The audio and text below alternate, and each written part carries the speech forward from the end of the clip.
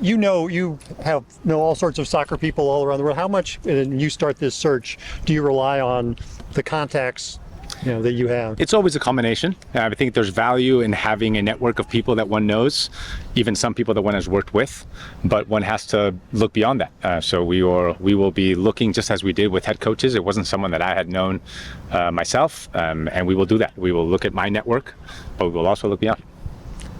When you look at this team for 2026, I mean, how do you project this team right now for being competitive next year? I think we have the building blocks of a competitive team.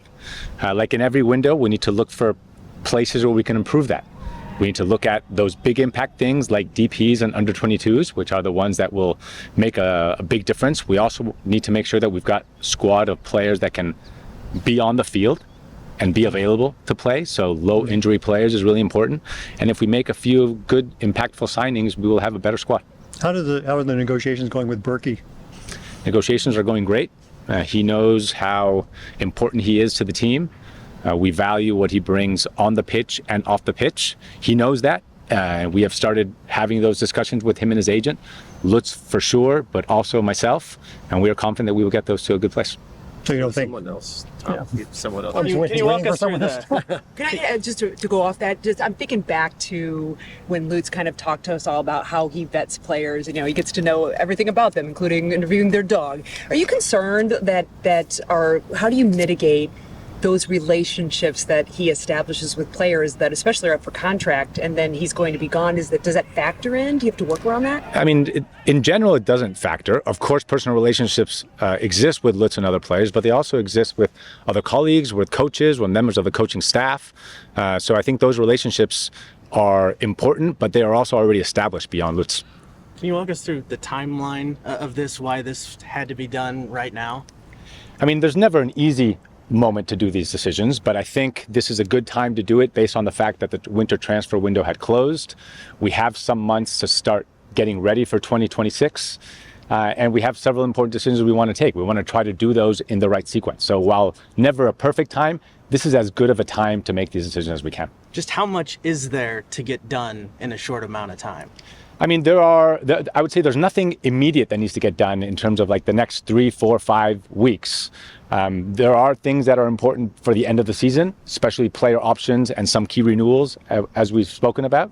Those have been going on for some time. It's not that we are starting them from scratch. It wasn't just Lutz that was participating in those, so those have continuity. We've reached out directly to players and agents that are in those conversations that are impactful. They know that the conversations will continue in the same way that they have. But those are the sort of first high priority decisions, end of the season in late October. But then we've got to make a decision on the head coach, and we've got to prepare for and start executing on the winter transfer window.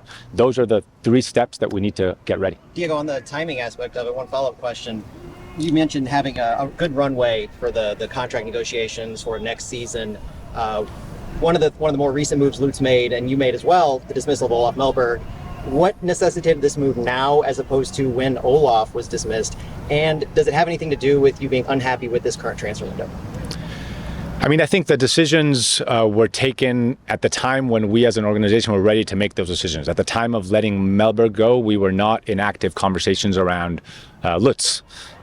Those things are important decisions. We need to give them the right time and process to make sure that we are comfortable with them. So that wasn't a consideration at that time. Sorry, your second question, Matt? Do you feel he underperformed in this transfer window and that necessitated the timing now, as opposed to next season where he was under contract, you said, till the end of 2026? So this could have happened with the same conceptual timeline, end of next summer. It could have. I mean, I think it was not a reaction to a disappointing window. I would say that. We have worked closely on this window together. We had the right support from ownership on what we wanted to do, and this window was a window to make some changes in terms of players that were occupying space on our roster and weren't able to get on the pitch enough, but also sign some players that started looking like the profile of what we want to evolve to. Players that are more physical, more adapted to our style of play, younger, better availability, and that's that first step in this squad reconstruction that we've done. You mentioned a couple roster type moves. Have you been unhappy with our supplemental roster and taking full advantage of some of the MLS specific rules? And do you feel that the club is now in a better position moving forward with you and Hackworth sharing those duties to better take advantage of those this window? No, I'm not unhappy with our supplemental roster at all. I think we've gotten a lot of competitive minutes from players all the way deep into our squad. And I'm really proud of those players and our ability to get players that on other squads maybe wouldn't get minutes to compete and to show up, not just from our supplemental roster, but also from our City 2 squad. So I'm really happy with the depth that we've got. How much value do you put in? How did the players receive the news, and how did you inform them? Yeah, I mean, it's always tough news for players and staff, especially as Jen was describing. Some have more personal relationships with him. Also difficult for everyone else that aren't players and staff that have had interactions with Lutz. So it's never a happy day. But I would also say that those of us that have worked in sports for some time know that this is a results-driven business. And we all also see what is happening. We are frustrated with our performance, and we all want this team to be where we think it deserves to be for the fans and for the owners.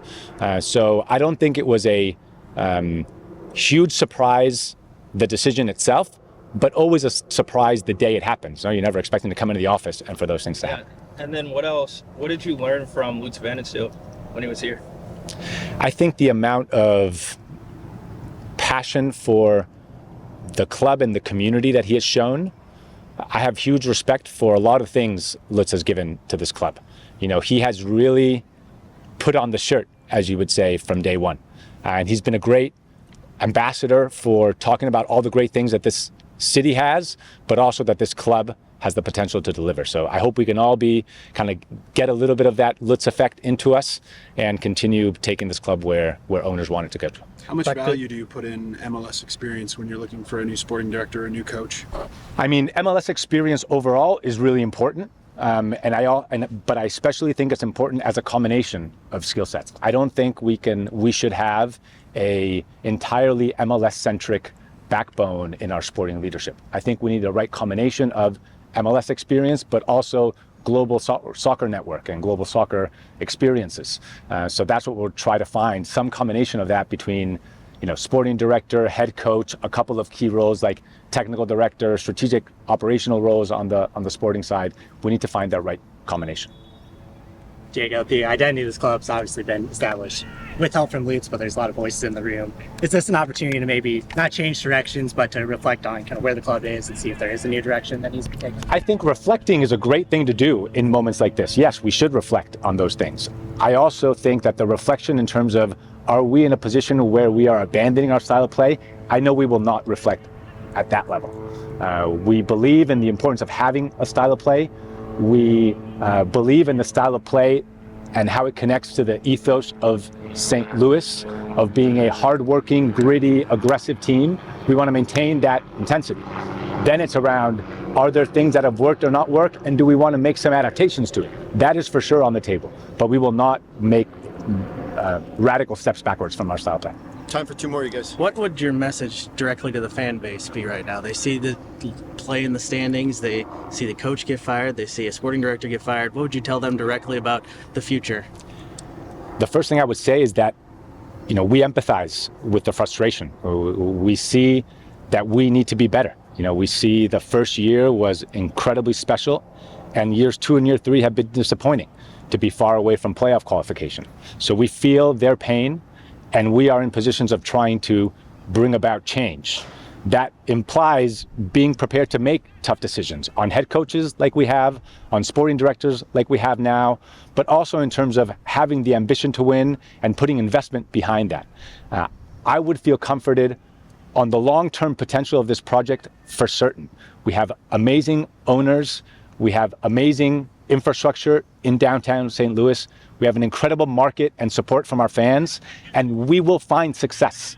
That's what I would hope fans believe in. Diego, regarding what you would tell the fans, there's a lot of uncertainty, I think, in the fan base on who's making the near-term decisions, building this next roster next year. Yourself and John Hackworth in that role.